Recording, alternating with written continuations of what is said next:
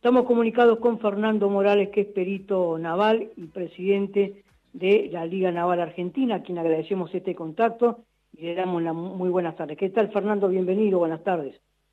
Un gusto estar con ustedes. Buenas tardes para todos. Del mismo modo, Fernando. Bueno, el tema tiene que ver con el hantavirus, que aparentemente un crucero que parte de Ushuaia hacia Europa, no se sabe bien las circunstancias y en qué momento, bueno, termina con un contagio a bordo, lamentablemente con algunas personas que perdieron la vida. Fernando, ¿qué puede haber ocurrido? ¿Cómo puede haberse originado este contagio a bordo? Bueno, mira, vamos a separar el tema en dos partes, ¿no?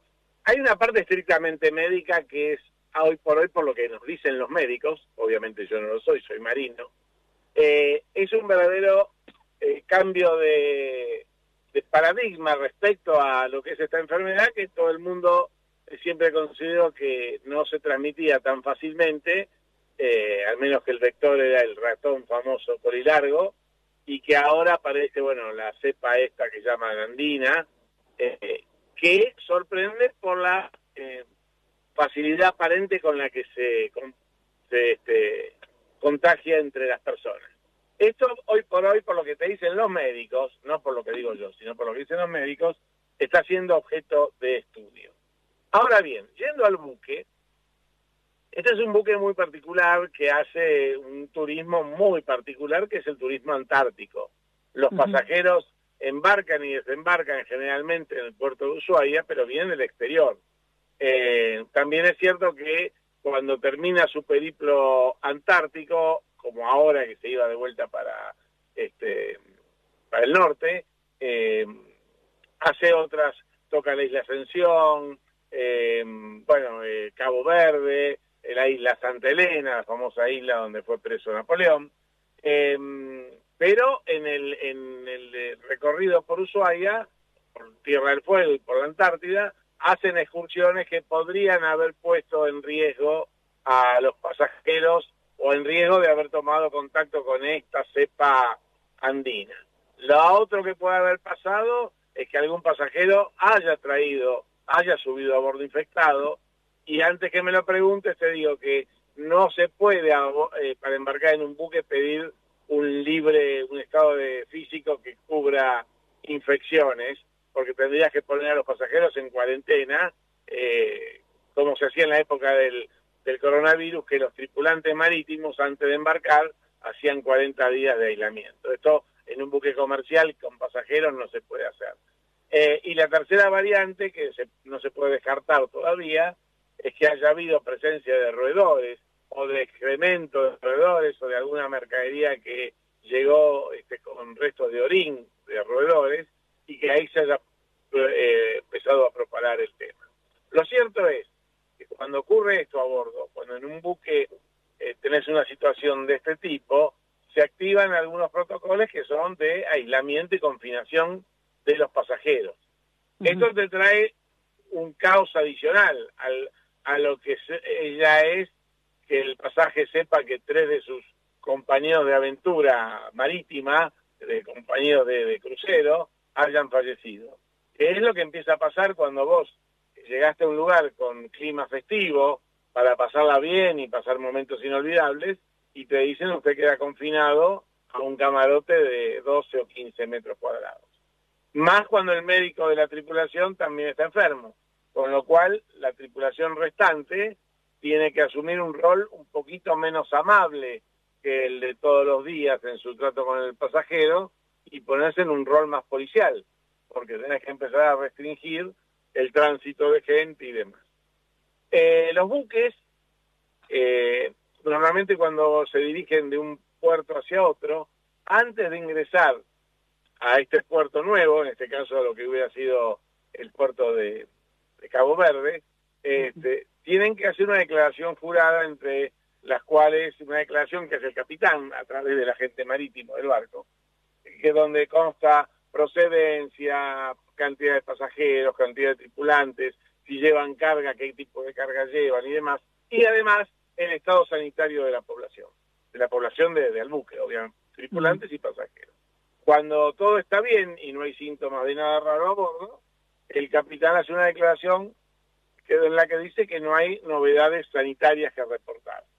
Ahora, si a raíz de una enfermedad como esta estamos en presencia de algo que el capitán no tiene autoridad médica, ni siquiera el médico de a bordo, porque no se sabía lo que pasaba, no sabe si es infecto contagioso o no, pero declara que hay personal con fiebre, con determinados síntomas, se le niega lo que se llama la libre plática, que es la posibilidad que tiene el buque de entablar contacto con el muelle y con el personal que está en tierra firme.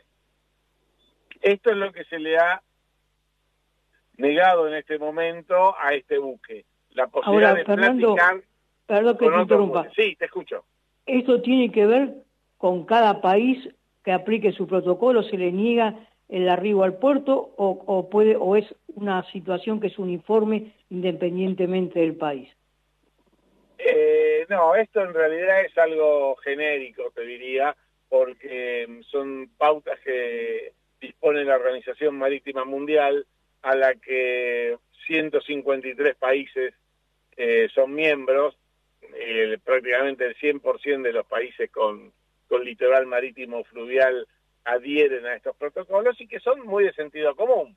Es decir, si vos tenés un barco que te llega del exterior con una sospecha epidemiológica a bordo, lo más lógico es que ese barco no entre, sea revisado por una dotación sanitaria que con las medidas precautorias correspondientes se hace presente a bordo. Si hay una emergencia, alguien en riesgo de vida, se lo evacúa en una cápsula como se ha hecho con algunos tripulantes, y si no hay situaciones de emergencia, el buque se transforma en la propia sede de la cuarentena que hay que realizar a bordo. Ahora vos viste que el barco está llegando mañana a Tenerife, ahí van a desembarcar solamente el personal de pasajeros español, no van a entrar a puerto, van a ser desembarcados en lanchas y van a ser sometidos a una cuarentena en una unidad militar.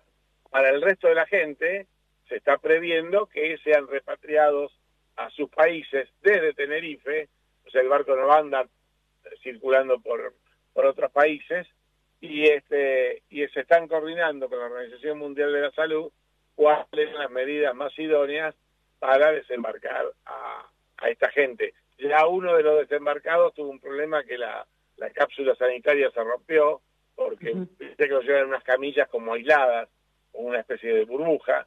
Esa burbuja se rompió y ahí se produjo ya una primera falla, lo que es este proceso, que tiene que ser totalmente seguro, tanto para el enfermo como para quienes lo transportan y para el entorno social donde está atravesando la burbuja esta.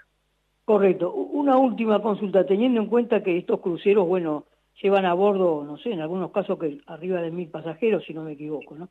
¿No habría que modificar el protocolo en cuanto, porque tanta gente en un mismo lugar, si bien es un espacio abierto, bueno, ocurrió una pandemia, ocurre ahora, bueno, ¿quién me dice que en el futuro no pueda volver a suceder algún tipo de enfermedad, no? ¿No habría que aplicar de alguna otra manera algún control sanitario cuando ingresan los pasajeros?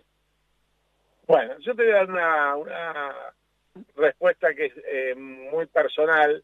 Yo siempre le digo, cuando un amigo me dice quiero regalarle a mis papás un crucero, hoy en día, no este crucero en particular porque es muy poca gente, 170 pasajeros y 70 tripulantes, es decir, hay una relación casi de un tripulante por cada pasajero, por eso es tan caro.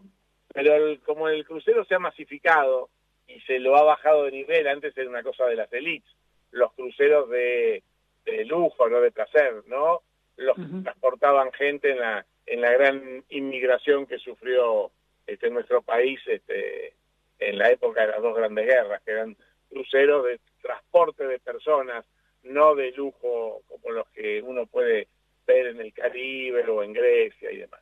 Pero el negocio, para que la ecuación económica cierre, ahora hay enormes ciudades flotantes con miles de pasajeros y miles de tripulantes.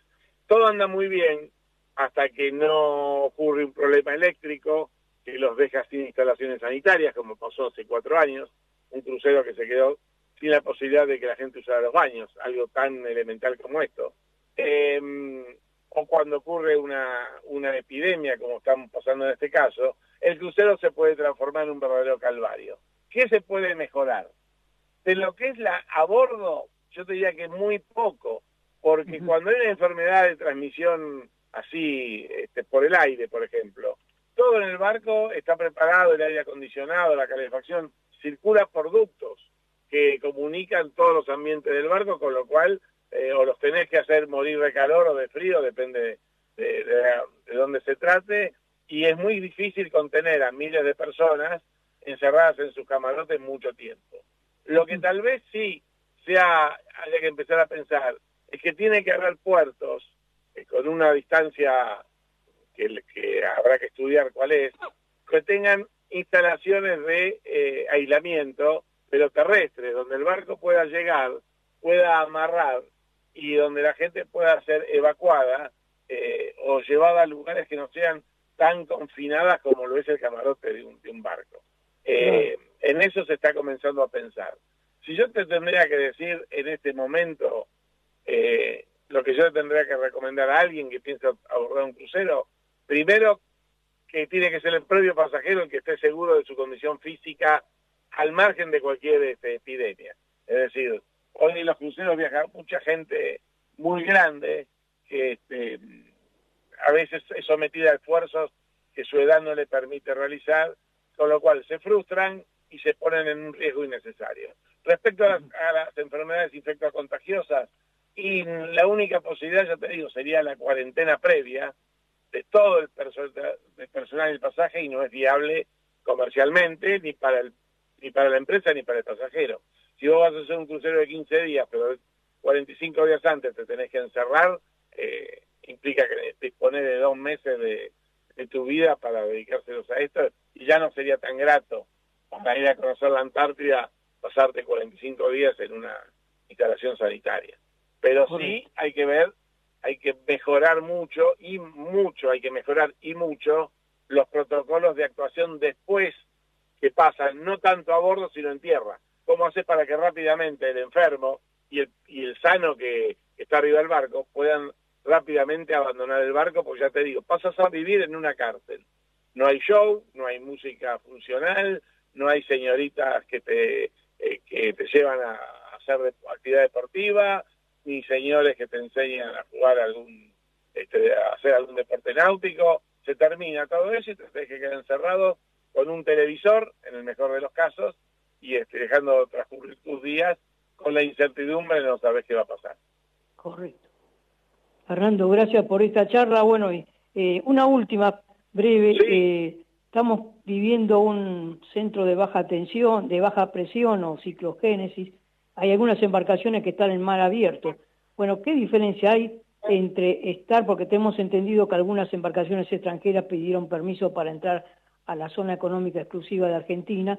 ¿Qué diferencia hay de que la tormenta te agarre fuera de las 200 millas o dentro de las 200 millas?